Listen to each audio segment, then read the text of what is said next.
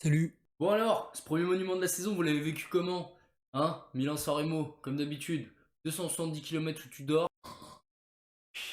Et les 30 derniers où t'es à fond, où tu peux plus décrocher de l'écran. Il y a une pub, t'as envie de tuer la pub. Il y a une pub, t'as envie d'accélérer pour que ça aille plus vite pour voir ce qui se passe.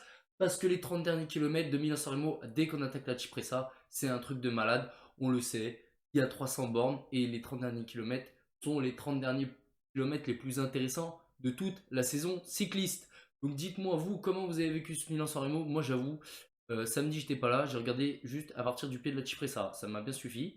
Le seul truc que j'ai raté, on va en parler ici parce que c'est le débrief de Milan-San Remo.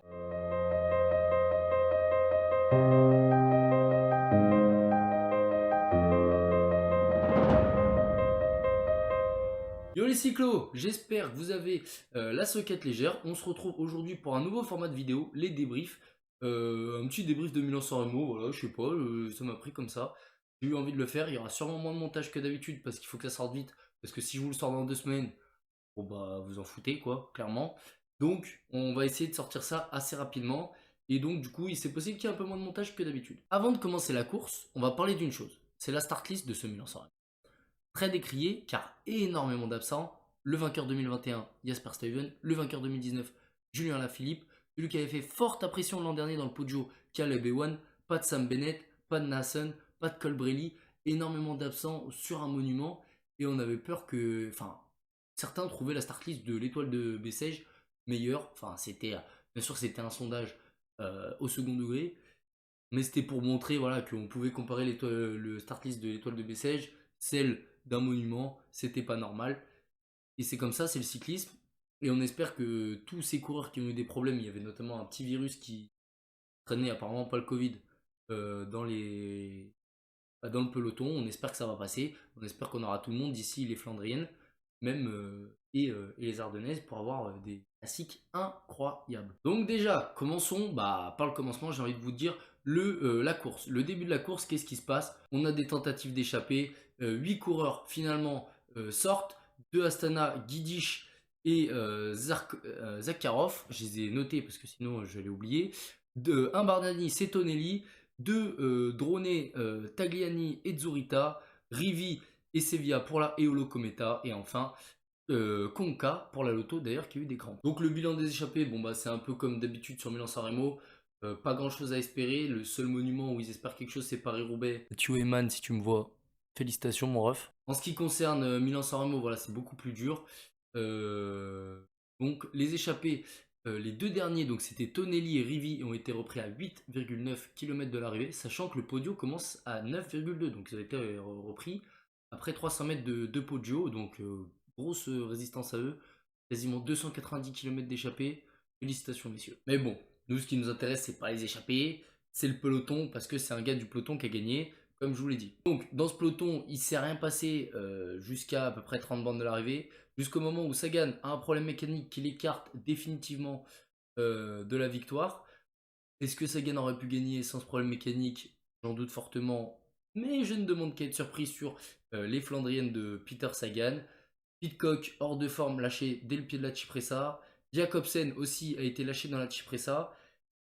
Et c'est pas anodin. C'est pas anodin parce que d'habitude les sprinters on les voit s'accrocher jusqu'en haut du podio dans un deuxième groupe, essayer de rentrer dans la descente sur la partie plane à la fin. Mais là Jacobsen il a été lâché dès la Cipressa. La Cipressa a été montée en 9 minutes 30. C'est le temps le plus rapide depuis plus de 20 ans. Le record de la Cipressa s'affiche en bas parce que je l'ai plus en tête, mais je crois qu'il est à 9,24 ou quelque chose comme ça.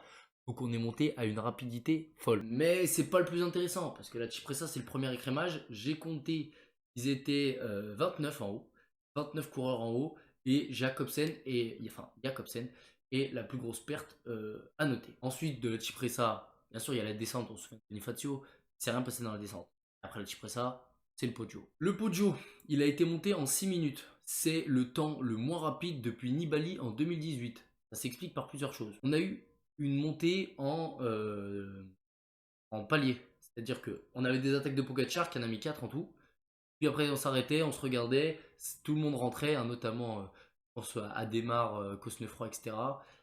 Puis après on réattaquait, puis on se réarrêtait, puis on réattaquait, puis on se réarrêtait. Bien sûr c'est beaucoup moins rapide qu'une montée linéaire avec une attaque d'Alaphilippe. Je pense notamment à 2019, 2020 et même 2021, où voilà, on avait une montée linéaire et d'un seul coup il y avait une attaque. C'est ce qui se fait même depuis 2017 maintenant, avec l'arrivée de Sagan, Katowski et Alaphilippe. Et donc en haut, on a 4 hommes qui basculent avec 1 ou 2 secondes d'avance sur un groupe de 11 ou 12 coureurs. Donc les 4 hommes, c'est Søren Kragh Andersen, Mathieu Van Der Poel, Wout van Aert et Tadej Pogacar.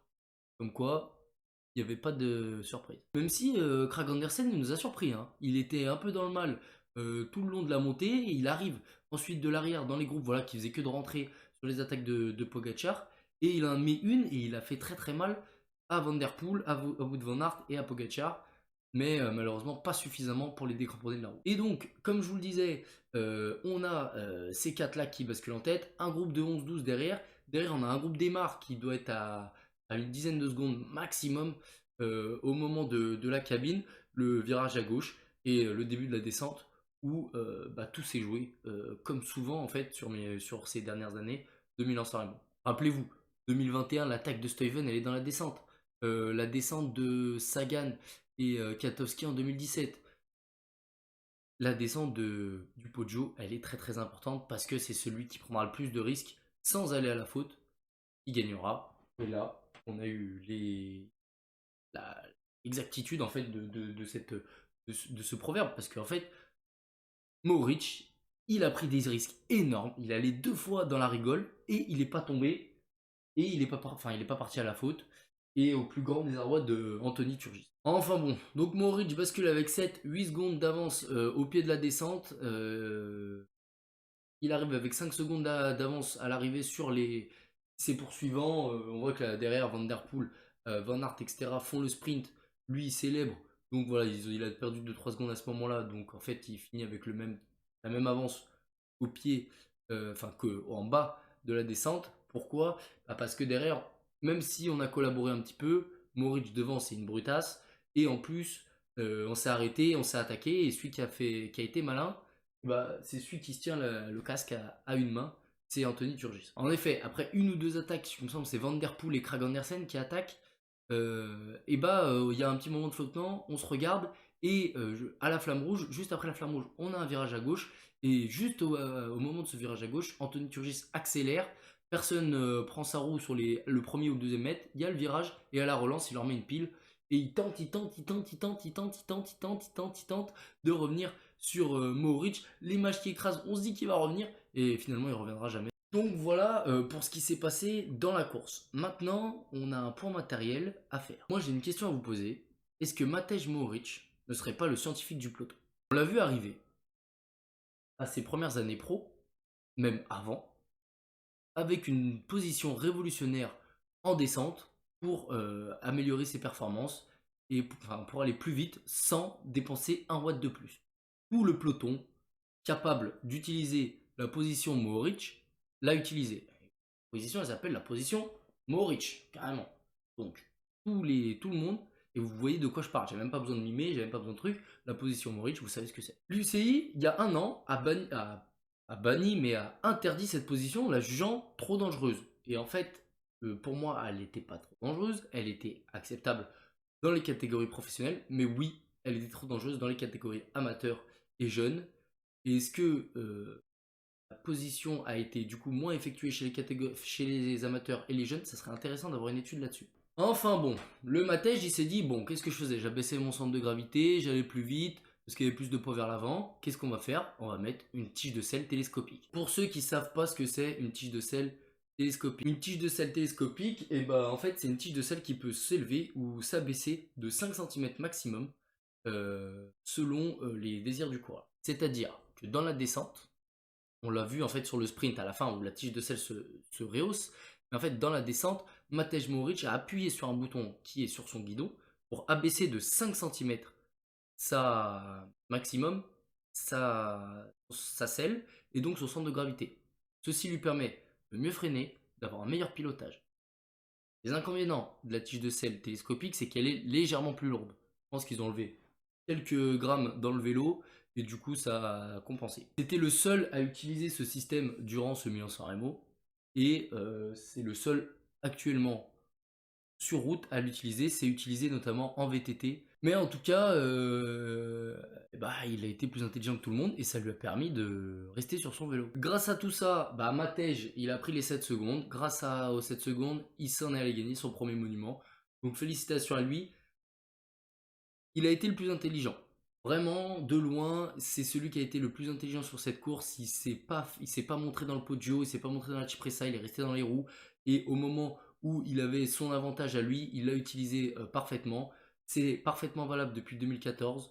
Donc, aucune contre-indication à cette victoire. Bravo Matej. Voilà, c'est déjà la fin de cette vidéo. Matej Mohoric vous montre où est-ce qu'il faut aller pour s'abonner, pour lâcher le like. Non, je pense que là, ils montrent juste sa tige de. Enfin, son bouton pour la tige de sel. Mais c'est pas grave. Faut aller en dessous, faut aller s'abonner, faut aller faire le like. J'espère en tout cas, moi, que la vidéo elle vous a plu. Si vous avez bien aimé le débrief, dites-le moi en commentaire, n'hésitez pas, j'en ferai d'autres. Et puis tout simplement, je vous dis à la prochaine!